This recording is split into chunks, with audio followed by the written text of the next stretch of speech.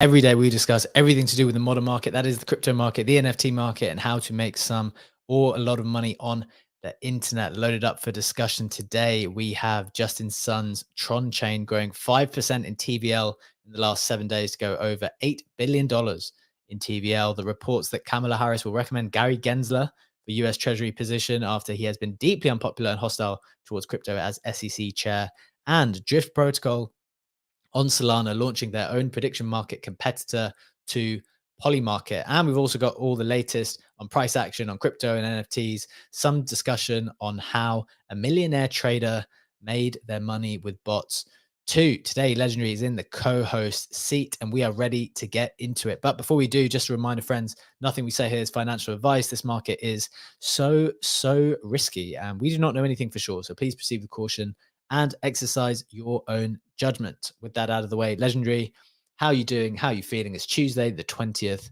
of August.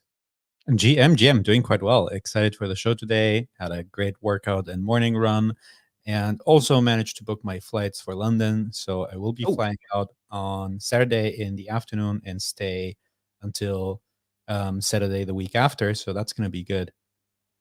Very nice. Very nice. Will we, I guess we will be meeting next week. Yep, absolutely. That's pretty fun. It's been a while since we caught up in person, I think.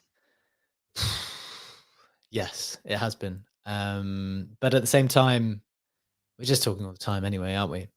So I'm not too worried about it.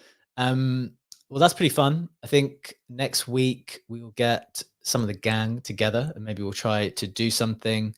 But it's a bit quiet. It's a bit quiet in London at the moment. Not going to lie. I think it's been, people are taking a bit of time off. I think the markets are a bit quiet in general too.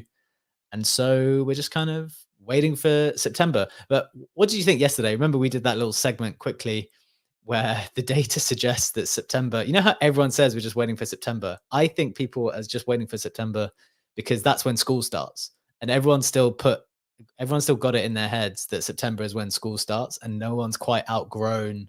Oh, well, even if you've outgrown it personally, then when you have children, that's when school starts. But the markets suggest September is a terrible, terrible month for the market. So I don't know why everyone's waiting for September because I think it was 10 out of 12 of the last Septembers have been red months. Was that correct from yesterday, Legendary? 8 out of 10. So 80% chance to have a red September based on data of the last decade. Wonderful. Can't wait for that, right? Cannot wait for that. That's what everyone's waiting for. I'm waiting for the post-election rally, end of year rally. This is what I'm waiting for. This is at least what data over the last decades has been pointed to, is that election year and non-election year don't make a significant difference in the performance of the S&P 500. However, the difference is significant as to when that performance is made, with the tendency being that in election years, the end of year rally in stock markets is typically stronger than in non-election years.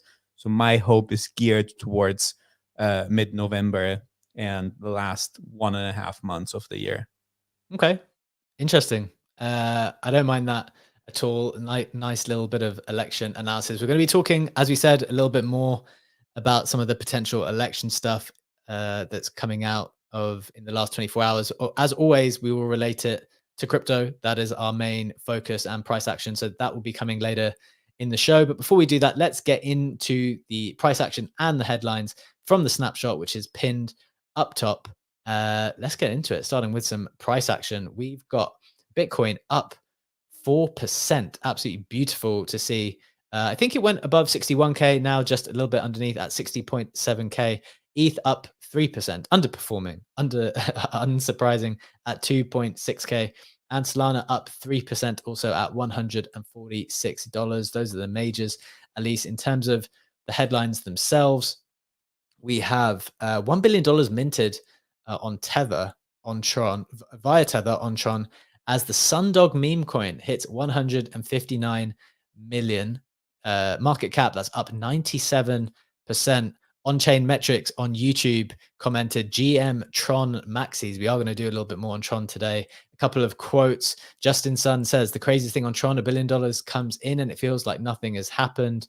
And Sunpump, the pump.fun on Tron, earned $143,000 yesterday, and their revenue chart is up only. I think it's just started, so that might be the case. We're going to be discussing that and what there might be to do on Tron. Legendary's got some pretty interesting numerical breakdown coming up on that in a little bit. Next, Kamala Harris likely to nominate Gary Gensler as Treasury Secretary. I do have the proper source for that, so we'll try to determine if that is valid or not. I did feel like it was getting shared around pretty liberally yesterday. I don't know if that's any indication of its veracity, but we'll get to the proper source of that news and discuss it a little bit later. And then finally, Drift launches prediction market on Solana with US election focus. They say that their prediction market is different to the others because they've reimagined prediction markets with BET. Building on top of Drift's perp deck unlocked a whole new level of capital efficiency. Traders can earn yield while in positions and are able to trade with all supported collateral, not just USDC. On a single platform, they can hedge their bets with sophisticated views. BET integrates into Drift's existing liquidity of 500 million plus deposits, so that traders have access to deeper liquidity and better pricing from day one. That, I thought, was a headline today because prediction markets are obviously all the rage. We're very interested in them. And this does seem like a novel interpretation, a novel application of the prediction market that is so popular, which is Polymarket. A few notable sales from around the space. 16 CryptoPunks moved yesterday between 22 and 30 ETH, and there were a couple more even more expensive than that. Floor hasn't moved much. It's still around 22 ETH, but definitely you could see some buying pressure come in yesterday. Beeple Giga Chad sold for 10 ETH, and the ACK PFP Fireface sold for 14 ETH. ACK just doesn't get enough love. He's always has really diamond-handed collectors. Let's head over to our NFT marketplace partner Mintify to hear what's going on the NFT side. Legendary, what have you got for us? Absolutely. Market is a bit red today for JPEGs, but not a lot. Bored Apes are down 1%, have lost the 12 ETH floor and are sitting at a 11.9 ETH floor. Pudgy Penguins are basically unchanged at a 9.1 ETH floor. Little Pudgies share the same stories, and so do Mutants. Little Pudgies at 0.8 and Mutants at 1.94. Mutants, however, up 3%. I would say that one of the big winners today definitely is the Nakamigos collection. Nakamigos are up 33% over the last 24 hours and sitting at a 0.13 or 0.148 ETH floor. There's been actually a sweep over the last hour and then another one, way larger one, 8 to 9 hours ago. So there's definitely been some movement in the collection that is the result of more than just a couple of buys, and the floor at 0.15 ETH is a bit thicker, but it's interesting to see Nakamigos moving so fast, because it's actually one of those like few quote unquote new collections that managed to stay around, that got some sticking power. I remember when Nakamigos launched, everyone was like, yeah, it's just going to be a quick hype and they're going to go to zero. And that was the case with that Solana collection. I can't remember the name. That was that pixelated one that was so hyped. Crypto Undeads, was it? Crypto Undeads. I was going to say genuine Undeads, but that's a different one. Yeah, Crypto Undeads, and that went basically to zero. But Nakamigos actually managed to build a community and have some sticking power, and still seeing good movements in the floor price. The 33% of the last 24 hours that I just mentioned is a continuation of a longer pump, because they're up 84% over the last 7 days. Fair enough. That's interesting stuff. Yeah, definitely shout out to them. Anyone who's able to maintain the community for this long, even if the price isn't as high as you'd like it to be, like you've got to have some level of respect for what people are able to achieve in that respect, because it's really, really hard to keep a community together over a long period of time, particularly in a market that's obsessed with price action and floor price and all of those things. So I think that's noteworthy. Thanks for bringing that up, Legendary. One thing I wanted to bring up is this one, Bit Bears by Berachain. It kind of just follows into a question. First, they're up 7%. They're at a 3.2 ETH floor. There's a bunch of different sets of bears for Berachain. Some of them are like slightly cheaper than this. I think this might be the most expensive one, but they're all like there's genuinely a bunch of collections that are like multi-ETH floor prices. I highly suspect this is going to be tied into the bearer token whenever that comes, and the NFT holders will almost certainly get like a significant reward for these to be able to command this type of price now. But my question to you, Legendary, is more: have you looked at bearer chain at all? Are you interested in that at all? There's a few of these newer chains, something like Monad, bearer chain, Mega ETH.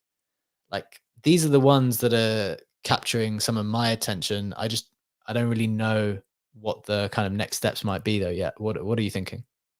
Yeah, I used to be excited about Chain. I'm still holding NFTs and have done some on-chain activity on the test nets. However, to me, it feels like it's very overfarmed, and if they've been like stretching this hype period out for quite a long time, like even to the extent that people on the timeline were, if the next post by Barachain is not, the mainnet announcement, they're gonna go ballistic, and they're still coming up with other posts. I just had a look at their last post from them is from 4 days ago, saying BM bearers. Everyone knows that bearers can't read, but we sure can draw. We're jumping into 6 community sticker contest. Get involved below and make the bearers proud. Ooga booga. Getting 155K views on that. So it feels like they've been playing this waiting game for a bit too long for my own personal taste, but Yeah. people still seem, to be excited for that and have definitely locked up capital if you look at the floor prices of not only that collection, but some others as well. Talking about the waiting game, Legendary, I think I was talking about it yesterday or the last week or so. I mean, I mentioned it at the top of the show. Everyone, like generally from a market perspective, is waiting for September, whether that's the consumers, the investors, whoever, but projects, everyone is just waiting for September, which on some level is fair enough because they've said, okay, look, the summer's dead. We don't want to launch a token into the summer. I do understand that. But do you not remember there was a certain point in the year, was it just past April? I remember because we were calling it airdrop April, where everything came out and it was a heater. And then everyone else realized this is a good time to drop. And then everyone wanted to come out like just after that. And then the market was just like completely drowning in all of these new releases all the time. And people knew that these coins were going to come because there are so many more protocols in this cycle than there have ever been before. But I feel like we're backed up again. And I don't know if that's good, basically. I'm pretty concerned from that perspective that things which are hyped are going to come out. Like Eigenlayer, for example, is one which I think a lot of like people are going to really look at Eigenlayer, and people might think, oh, Eigenlayer's already released. It's like, yeah, you could claim your coins, but they don't become transferable until September. I'm pretty sure I put it in my calendar when I claimed them that they become transferable. Probably strategically done that they're going to become transferable in the middle of September. I think the market's going to look to that quite a lot. I think the protocol that has the most TVL locked up on Ethereum, full stop.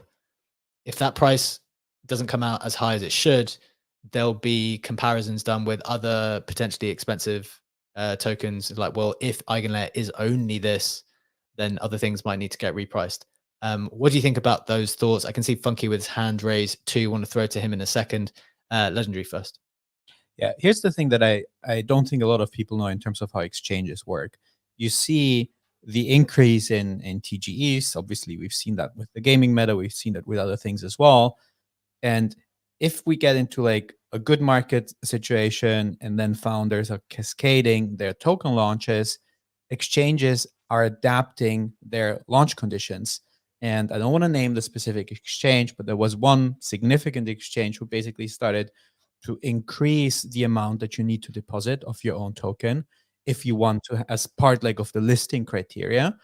And they attached a price performance condition to that, meaning it's a refundable deposit as long as your token hits a specific performance post TGE on that exchange. And if you don't hit that performance, the deposit becomes non-refundable and is then owned by the exchange. So basically, they obviously are watching the market because they are the one facilitating the launches, right? And if we get into like a hype, into a trend where every founder wants to get the token out, they're very quick to adapt their conditions and be greedy about that and make a shit ton of money out of that. And then what happens is, obviously, those performances are not hit. The exchanges get a lot of tokens. Those tokens start collapsing. Then the market also starts to correct after a while, because it's not only, up and to the right all the time. There are corrections, obviously. And then nobody wants to launch. And then we have the summer where, I don't know, looking at gaming, one of the few token launches was maybe Matrix. That was on the day when I was in the States, when ETH like crashed massively, and they still followed through with that. And then everyone's like lining up, as you just said, oh, let's do it in September. Let's do it in Q3, end of Q3, start of Q4. And then the same thing repeats again. Markets up. We're going to have an end of year rally, most likely. We have launches back to back to back. First few will do very well.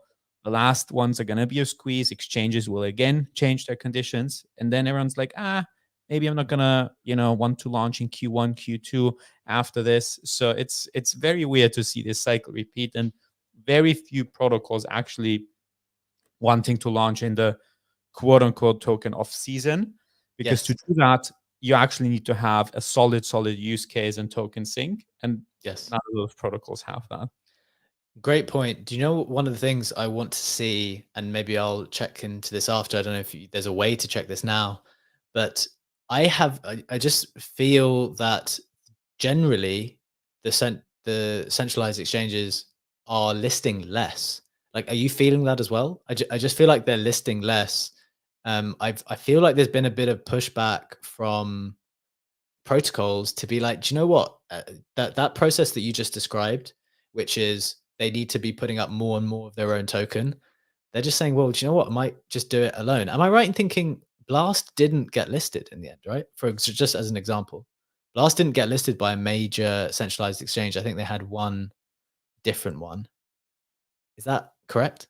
They had the major Korean one, struggling to get the name now, which actually was a pretty rare listing. But I think you're absolutely right with that. And I think it's a result of the fact that like most exchanges have not corrected down their fee structures and the deposit structures. They're like still waiting for that, and they will adjust once, they will have too little listings for their own liking, and they are in the mood to make some more money again. Yeah, interesting. In the end, it's like a bit of a dance between two people with competing interests. They need to make money, but like some of these tokens have been down only, and that doesn't work for the exchange if they haven't been given enough. So we'll keep monitoring that. I can feel it. I can feel it in my bones. There's just been no launches, and obviously there are still a lot of things still to come to market. The other thing on top of this, before we get into the bigger discussion for today and the headlines for today, is that it's not just protocols coming for their first round. Remember, this is one of the, I've said it a couple of times in the show, they're like sly opportunities, which is like Jupiter is a huge protocol. They drop every year in January. That's what they have said. Jupiter will do another drop in January. That's not very far away anymore, because we're almost in September. So that's not a lot of many more months for you to get more exposure to that second drop of an already established, very well loved, very well strongly performing token. Look, that's some nice, interesting I don't know, getting into the stuff that we think might be interesting. But let's get into the discussion point for today, Legendary. I wanted to bring up this story from famous millionaire trader, maybe not even trader, sniper / trader, CBB0FE, the Twitter account, who has been sharing all kinds of stories of how they just made their money. It's really fascinating. I don't know if you've seen this in the last 24 hours, but they have decided to share multiple stories of how they fumbled $20 million profit in 2 weeks back in 2022, how they made 100x's in a few minutes in 2021 in the bull market, in 2021, how they were sniping NFT mints, and doing this 200, minting 200 to 300 NFTs at one time and selling them for like $500,000. I'll just share like one of these stories where he said, back in 2021, my brother and I made $6 million profit in 15 minutes out of nowhere. In February 2021, we sniped the listing of EVN on Uniswap, a very hyped DeFi protocol. The buy limit per wallet was 2.5 ETH. There were also some blacklist measures to avoid snipers like us to buy at the listing. They bought from 40 wallets, 2.5 ETH each. 50% of these wallets were blacklisted, so they weren't able to sell, but luckily they did manage to sell the rest for a 250K net profit at the end of the day. They completely forgot about the rest of the tokens because they thought they were blacklisted anyway, so they weren't worrying about it. And then in 2021, they were doing nothing, enjoying the summer. The price of the tokens had gone up. They were worth like $1 million now instead. And they kind of just decided to try to sell. Like, would it be possible? They tried to sell $200 on Uniswap. It worked. They tried to sell 2K on Uniswap. It worked. They tried another sell, all the tokens of the wallet this time, and they got 233 ETH out in one go. After 15 minutes of dumping as much as we could find, we sent everything to the cold wallet and we expect like 2 to 3 million from it. It was actually $6 million out of nowhere on a summer afternoon. Pretty wild stuff. And it just got me thinking, the variety of stories that they shared. Is this game just going to increasingly get dominated by bots? And are we basically shooting ourselves in the foot if you are trying to participate in a way that is not smarter, not leveraging the technology? Should bots be a part of our standard practice? I know, I'm completely aware, and I made this point yesterday, the outliers will always be there. There will always be people who outperform the market because they're doing something that is different to everyone else. And in 2021, using bots, I think this was definitely one of the things which was new. Other people hadn't quite figured out how to do that yet. But is this market going to get taken over by this type of stuff? Is it too hard to participate in without it? Legendary, what do you think? I think you'll always have an edge if you know how to code in this space, or generally speaking in life. I think another story that the two brothers shared was looping on smart contracts to make sure to just mint a couple hundred NFTs and then dump them in JPEG somewhere where you could just mint everything. And a lot of us, including the two of us, did that. And I thought I was like kind of sophisticated using private RPCs, using private settlement on blockchains to basically be able to front run everyone, and manage to mint before it mints out, and once it minted out, to dump on others. And obviously people have been playing that to a higher level, who managed to use bots and mint hundreds and hundreds. And the CBB brothers were saying that on a typical night running such an operation, that we would make like $500,000, 600K doing that. So obviously you have an edge doing that. It's the same with what's his name, Jared from Subway, with the MEV, the sandwiching bots. If you know what you're doing and your math also is working out, plus you got the coding skills, you'll always have an edge versus the majority of people who try to do things manually. It's just the rule of the game. I still think you can make money in absence of that, but obviously having and putting that skill set to use is definitely very, very profitable. And on that post specifically, I don't know if you've seen my post this morning. A lot of people reach out to me. I made this joking post basically telling the other side of the story. Back in 2021, I lost $1 million in 15 minutes, and it still haunts me. Inverse the CVB story. I actually had a lot of people reaching out to me in DMs to, trying to find out if this was real or not. So I'm just saying that was purely a joking story played off the series of tweets that came out from the CVB brothers. That's funny.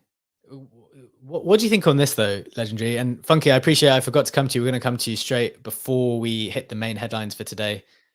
There are two types of comments underneath this post, and I'd say the majority is on one side and there's a smaller minority on the other side. There's one type of post which is, what a go, congrats guys, bookmarked in my best trade bookmarks list. It would definitely be interesting to take a look at the code of the sniping bot. Does your brother have a GitHub account? You're amazing, this is incredible, so good. On the other side, great job posting about totally unfair tactics and exploits. Way to go. I guess once the ethics are out of the window, anything goes. What side are you taking here, Legendary? This is do people just trade this market knowing that everyone is going to be employing whatever tactics they can to get what they can before you, and then try to sell it before you or to you after they've managed to get it before you? Is that fine? Do you have a view on that? I have a strong review on that, and I think there's a lot of unethical shit going down in this space, but this ain't it. This is a fair game that is open to everyone.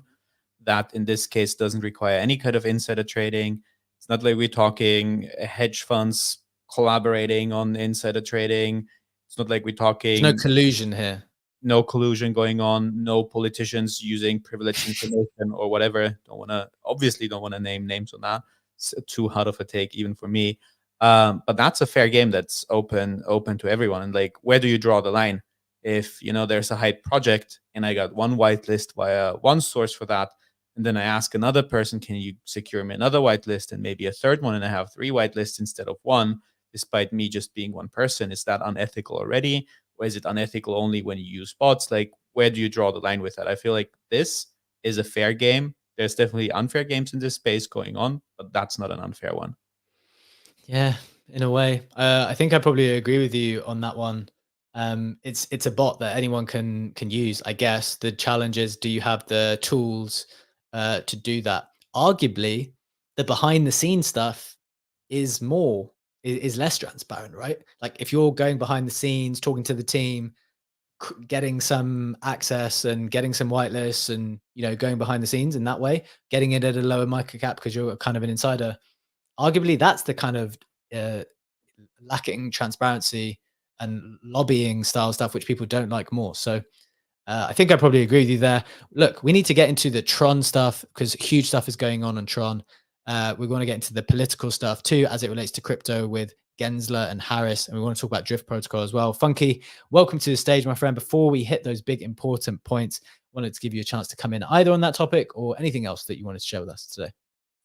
GM fam, just a couple quick notes. The reason I think everybody's talking about September, this is why I raised my hand earlier on, is that, for those who are paying attention to Bitcoin, on average, we have 160 days of chop after the halving. Okay. So when you extrapolate that out from the halving, that puts us to about the third week of September. That's why everybody's getting so jazzed about September. Historically, it's not a good return month, as you guys already pointed out.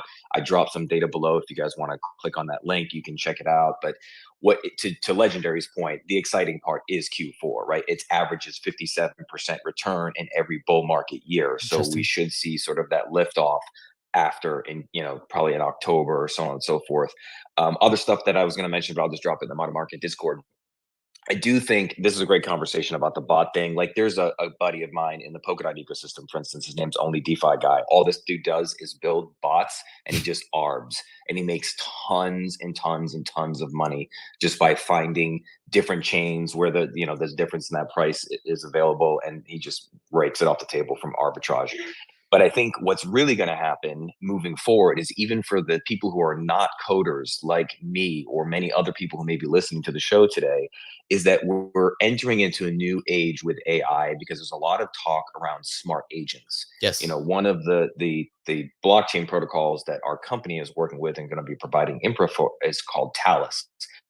And they're basically effectively making a chain that will allow smart agents to do a lot of different things.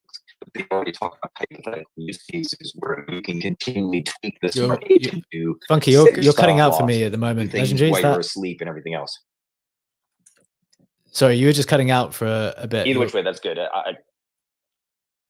I was just saying that these smart agents, this new level of bots, I think will start to level the playing field in due time. That was really what I was getting at. That it won't just be people who will code. Yeah, I like that. I mean, we reported yesterday that Brian Armstrong from Coinbase was saying that this is going to be a thing, like AI with wallets, with access to wallets, with power over wallets, able to have agency, will be something that we're going to look forward to. And thanks for dropping those stats as well, Funky. That's helpful to know, like to think about how Bitcoin is kind of being extrapolated out post halvening, to get a sense of why people are so excited about the next month or two. Appreciate that. Look, we really want to get into the Tron stuff now. Legendary, I know you've prepared a bit of a segment here because Tron's in the headlines. The TVL is exploding. I think it's way higher than people think. I know you're going to tell us about it, but it's going to surprise people. And then it's also got this meme coin stuff popping off at the moment. So Legendary, tell us, what do we need to know about what's going on in Tron? Why is it catching the headlines right now? Absolutely, yeah. So the main headline was that $1 billion in USDT has been minted at the Tether Treasury on Tron, And Justin Sun put out this post saying the craziest thing on Tron, $1 billion comes in and it feels like nothing happened. So I wanted to take a look at the data, what that actually means, and compare that to some other chains. And if we look at DeFi Llama, you already pointed out that we've seen an increase in the TVL. TVL is up to $8 billion. However, if you also look at the stable coins, I'm sharing this on screen for the people watching us on video, you see the green chart, and that actually says that the stablecoin market cap is very close to reaching $60 billion on Tron alone. And if we compare those stats to some other chains, for example, it's currently loading for Solana. Solana is sitting at 5 billion in TVL and is sitting at a stablecoin market cap of close to 4 billion US dollars. So that's a significant difference when it comes to stablecoins. On the Tron side, even if you take a look on across different L2s and you compare the TVL alone, I'm sharing this again on screen. We have the Tron TVL that I just shared at very close to $8 billion.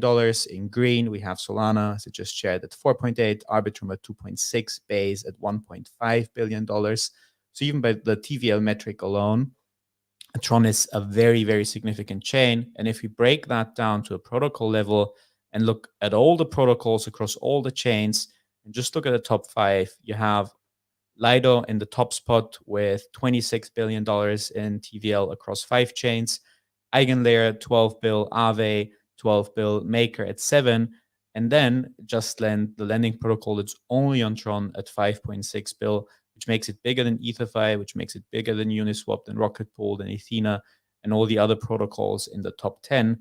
And despite all of those stats, I feel like Tron is very similar to BNB in the sense of we are barely talking about it. And if we are talking about it, it's more like that we're making fun of it in a way.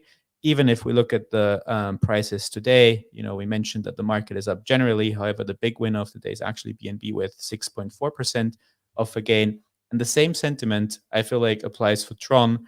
And Easy had that post, Easy Eats Bodega had the post 3 days ago saying, nah, you can't be calling this Tron shit the Tronches. Stop now, please. And that's my question for you, B.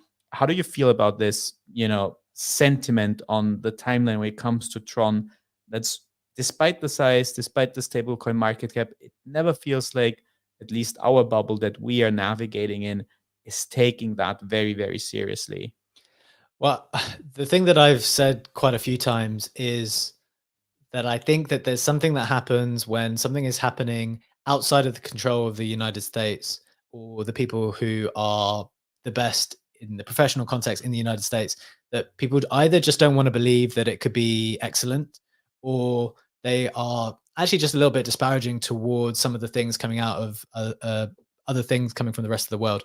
We see it in sometimes the NFT communities where obviously the more Western ones, I think, probably get more attention from the general media, at least the English speaking media, which is maybe fair. But even heard things about some of when there are genuinely NFT projects like Mockaverse, like Memeland, which are absolutely crushing it, which are kind of incubated and discovered and being pushed predominantly out of the East. And I think they're doing fantastically, but I don't think they get the credit that they deserve more generally. But to your point about some of these other data points, like, it's just crazy. One of the things I wanted to share, so you made the comparison with Solana, and it's like it's clearly crushing Solana in terms of those metrics, right? By the Solana stables market cap is 3.8 billion, Tron is at almost 60, but in comparison with ETH, it's not a million miles off ETH. ETH has $82 billion of stable coins on it. Tron has 60. ETH has 48% market share of the stablecoins market, and Tron has a little bit less. So, but not by a huge amount. So, oh, sorry, 35%. So you can see it in the pie chart that we're sharing on the screen. So it's really something. It's really something to be reckoned with, and I don't think we do enough. Yeah, the interesting distinction though is on Tron, it's very Tether dominated. I think Tether dominance on Tron is 99%. It's basically the stablecoin to use. Yeah, that was an interesting thing I was going to say as well. So the dominant stablecoin on Tron is 98% USDT. The dominant stablecoin on ETH is also USDT, but it's only at 55%. So we've had this conversation even in the context of stablecoins, where in the West, I think people prefer Circle, they prefer USDC. There's constant questions raised about the quality of the audits provided by USDT, despite them kind of always sharing fantastic information about how profitable they are, how much Bitcoin they're buying with all of the excess profits. So there's always that story that's told as well. But very, very interesting from the metrics, I think. Yeah, absolutely. Personally, with the the meme coin meta that I've probably not been trading too intensely on Solana, actually want to take a look into Tron. And I know there's, apart from meme coins, there is an RWA protocol that has like 200 mil TVL, and there's other things, but I never played around with that. Like, I do hold some Tron, but I did not actively participate in the ecosystem yet, and I do think that I need to change that.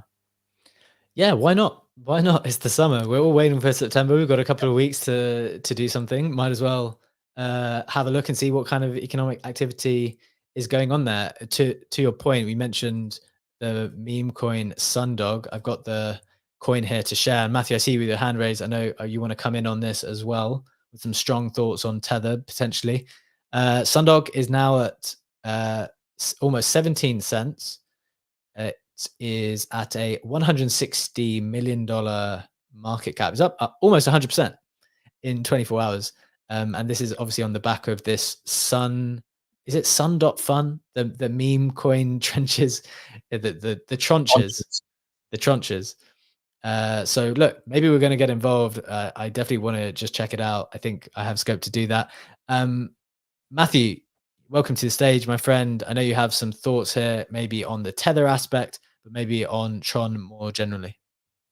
Yeah, GM, everybody. Thanks for having me on. Just a comment and a question.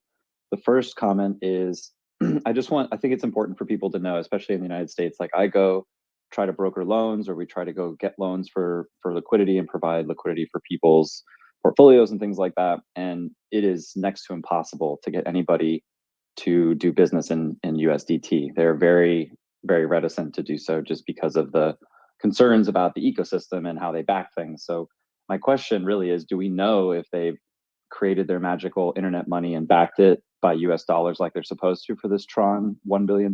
Or did they just create this money and now it's in the Tron ecosystem?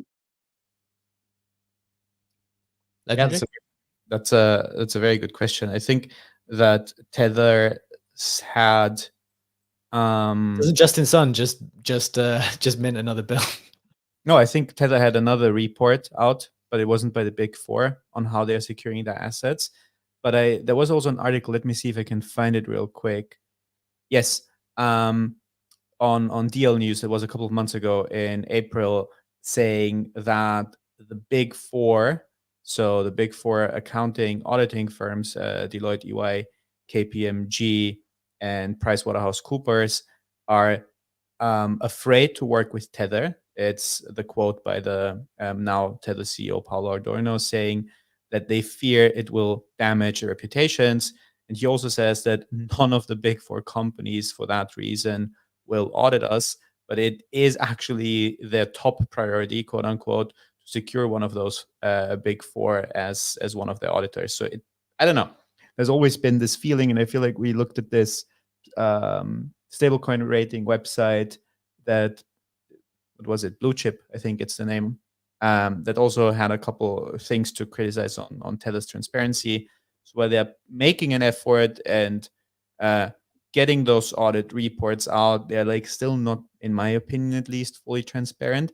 And to me, the interesting read was to see that it's actually the Big Four themselves who say, nope, we don't want to work with those guys. And, they worked with Wirecard, and that was $1 billion scandal after that company failed. And they worked with so many other companies that turned out to be fraudulent, but they are not touching Tether. And that feels kind of weird to me.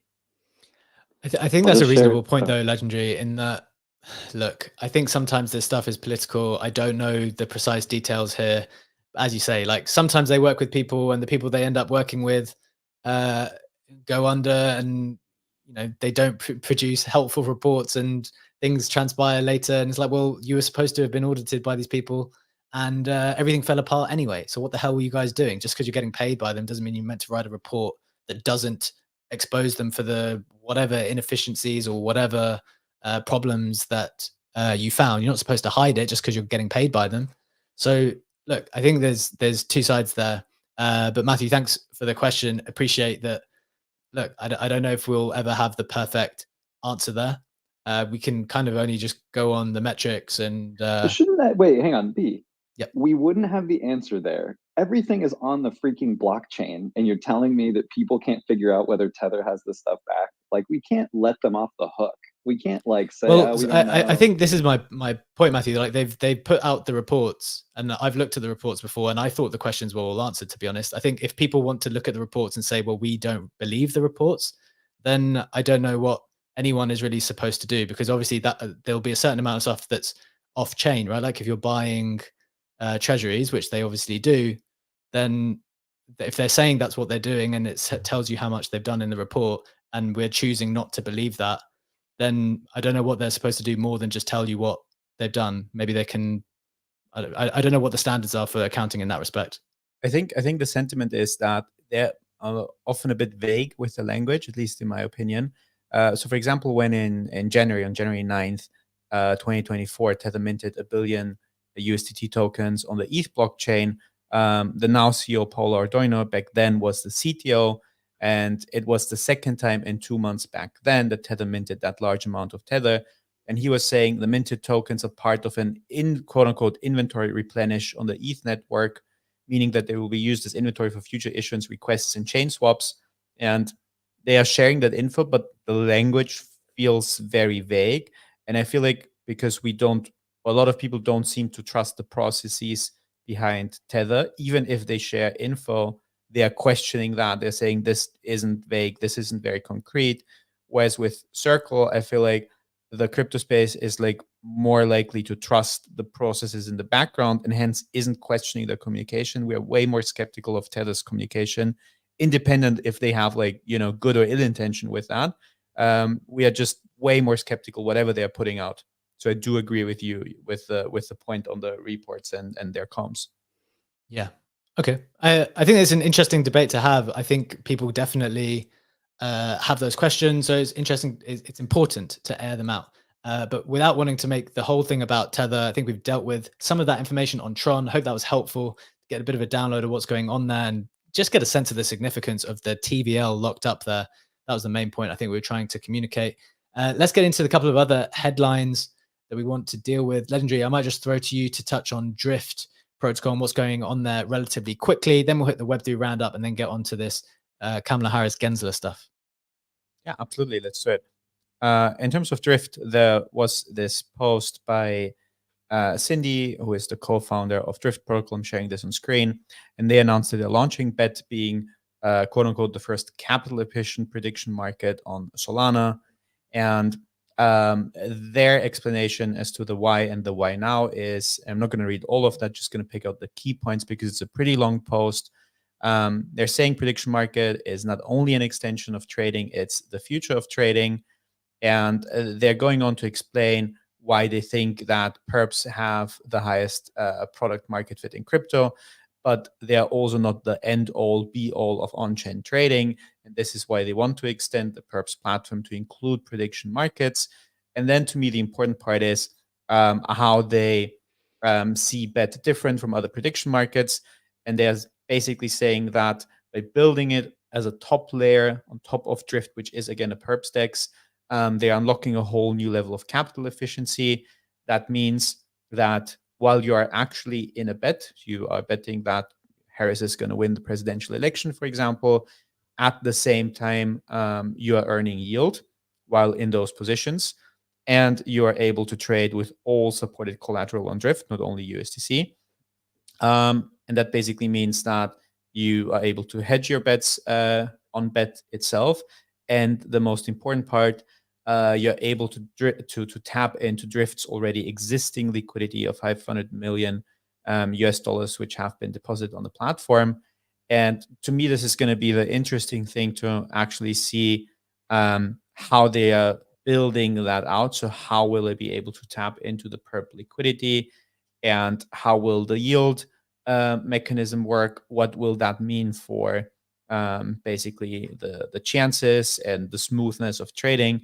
Because we talked about that last week on Friday, Sammy and I did, on the order book style matching on Polymarket, and obviously that with lower liquidity bets, you might not be able to transact in a meaningful way with those. And I'm curious to see if they are solving this in a different way that allows for less friction and puts the TVL Drift already has to a good use on bet.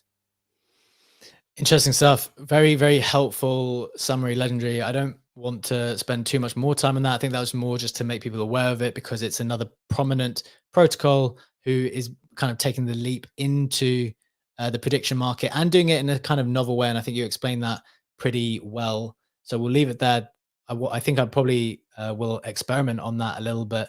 But let's hit the Web3 roundup to get you up to with everything else that's been happening in the space. And then we want to hit this Gensler Kamala Harris piece of news. From the Web3 roundup in the snapshot pinned up top, number one, the ETF provider Bitwise acquires London-based digital asset manager ETC Group to bring their assets under management to more than $4.5 billion. Number two, Tether launches USDT on Aptos. Next, Japanese public company Metaplanet buys another $500 million worth of Bitcoin, 500 million yen, worth of Bitcoin. Next, this was an interesting story. NFT Nate shares documentary of Pump Fun Rugger, who explains how they rugged 200K. Very interesting video. I'd encourage you to go to the snapshot up top and have a little watch of this person who wanted to remain anonymous, and kind of explained how they just keep rinsing and repeating this process on Pump Fun. Elon announces he'd be happy to serve in the government DOGE department, the Department of Governance Efficiency, and Doge moved 5% on that news. Base announces base names, the easiest way to get started on chain, kind of a variety on the traditional ENS on ETH. And finally, Simon's Cat presale goes live tomorrow. It's a YouTube channel that has 6 million subs. I've seen some chatter around this cat, trying to decide if it's worth it or not. It's kind of a presale model. Haven't really thought about it, or haven't decided. Going to look into it a little bit more later. Thought that'd be interesting to people. We've got 8 minutes left, Legendary. I think we want to get into the Kamala Harris, Gary Gensler news. I have got the specific source because I saw it shared a lot around the place without finding the exact source. But I also saw people say, like, look, this is not news. It's just kind of reported stuff. So let's go through the source itself and see what we think. This is from the Washington Reporter. The scoop is Kamala Harris likely to nominate Gary Gensler as Treasury Secretary if elected. And it quotes Senate sources. That's the source of the story. They said, while publicly, SEC Chairman Gary Gensler has not expressed desire to leave his current role, multiple senior Senate staffers are telling the Washington Reporter that if Vice President Kamala Harris wins in November, she plans to nominate Gensler as her Treasury Secretary. Those rumors corroborate what top Republicans have also told the Reporter on the record. In an interview with the Reporter, Tom Emmer previously warned that Harris may pick Gensler or Senator Elizabeth Warren to serve as her Treasury Secretary. Such a move, he cautioned, would be a disaster for the economy. I think that is more a kind of a perception about what they'll do to the economy more generally. But obviously, if you remember Trump's speech at the Bitcoin conference, when he announced that he would get rid of, one of the things that he would do, it would be to get rid of Gary Gensler. I think that brought the biggest roar from the crowd, basically compared to anything that he said. That was the most popular thing that can be told to a crypto person. I've seen multiple crypto founders who are in the States saying, please, please do not do this. If this was done, this would be reason for them to consider leaving. It's obviously a very emotional thing when your business and your kind of the way that you make your money is entirely intact. And that's how people feel, I think, from being under the regulation of Gensler in the SEC. So I think it was just important to bring that to people's attention. Having said that, getting closer to the sources, it seems to be Senate sources. So I think that's the important thing to point out. Legendary, what do you think here? We've got our US correspondents, Matthew and Funky, ready to chime in too. So we've got 5 minutes. I think we'll be able to hear from all of us. Legendary first. Yeah, when you read that out, I saw both Funky's and Matthew's and immediately. Straight away. Yeah. I think, look, whatever happens, the clarity will help the market. Like right now, there's a lot of speculation going on. We've been speculating, is Harris crypto friendly? Is she opposed to crypto? What is she going to do? What's Trump actually going to do? Who's going to win? And all of that is like stressful to the market, especially to the crypto market. Sure. And I understand like the concerns from all sides, but I do think that post-election clarity will help. But with that being said, I'm curious to hear from both Funky and Matthew. Sounds good. Let's go to Funky first. What's your take here, Funky? Either on the sources and the veracity of the article or the implications of it. I distrust the veracity of the article, okay. The sources. I mean, if anything, I think this is probably Republicans just trying to weaponize the fact that, fair enough, Gensler is hated in the industry. So let's just start the rumor that Harris, this is just political gamesmanship as we get down the stretch for the election. So I really wouldn't put much stock into this. And then most importantly, could you really ever imagine? I mean, I'm a big fan of Arthur Hayes' essays. Bad Girl Yellen. How do you replace Bad Girl Yellen with Uncle Gary? Like that is just it just would never happen. Bad Girl Yellen for the win.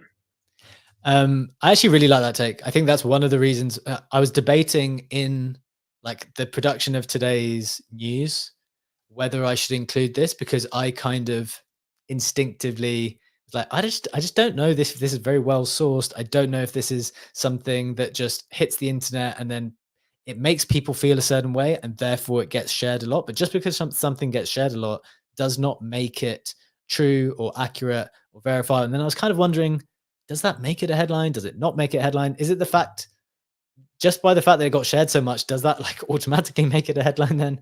And then we kind of need to discuss it and say, and like dive into the source. I think that's basically how I concluded. I was like, look, it's been shared so much that it feels like a headline.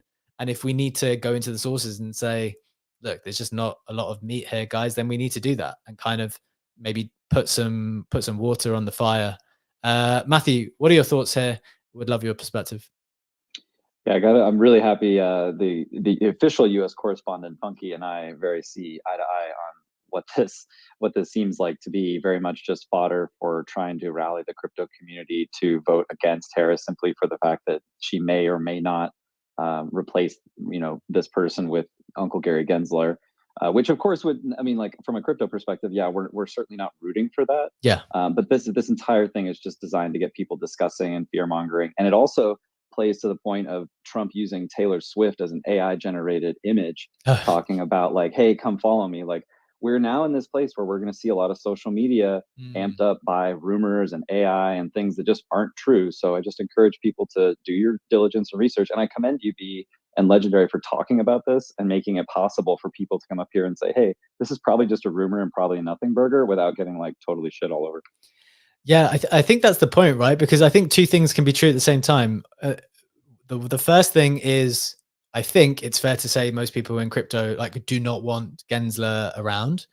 But the second thing to say is, look, just because there's like an anti-Gensler article doesn't mean that thing is true. And as you say, we're coming into a very, very politically charged, emotive, like fully emotional period of time as we come up to the election. There will be all kinds of stuff, crypto related and non-crypto related, thrown around.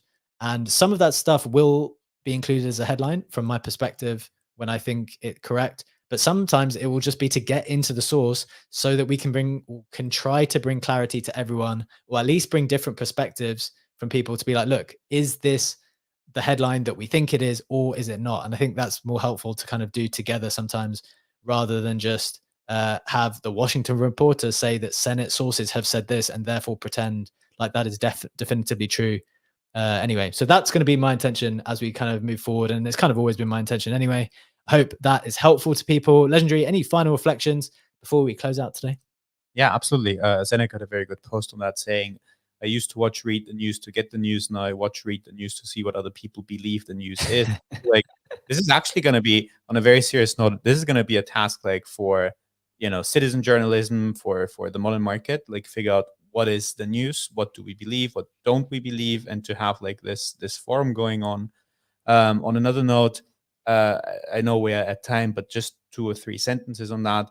We had the Nord Stream pipeline, where the reports for almost a year have been that Russia did blow that up, and it turned out that the CIA is now saying that actually Ukraine wanted to blow it up. Zelensky didn't know about that, but tried to pull back, and the plan still continued. And now there's people saying, is the CIA lying? Is Russia lying? So it's not as obvious. Don't want to take like any side in this conversation, but it's not as obvious as media is often reporting. And if you had like any doubt on that version of the story that Russia did blow it up, like you've been called a conspiracy theorist over the last year. And I do think that, having a discussion on what is being reported, what do we believe, what don't we believe, why do we think things happened or don't happen, is going to be very, very important. And I also don't think that we, going forward in the future, in all cases, will be able to figure out the truth. But I do like those live discussions and live investigations that we have as like relatively educated people. I like it. Perfect sentiment to end the show on. Thank you so much for joining us. We do this every single day, Monday to Friday, 7 a.m. Eastern time for 1 hour. We're live on X. We're live on YouTube as well. Thank you to my co-host Legendary for being with us today. And thank you so much to our official US correspondents, Matthew and Funky. Always great to have your perspectives. Hope you enjoyed the show. We will be back again tomorrow. Take care. Have a wonderful day. We'll see you on the other side. Bye-bye.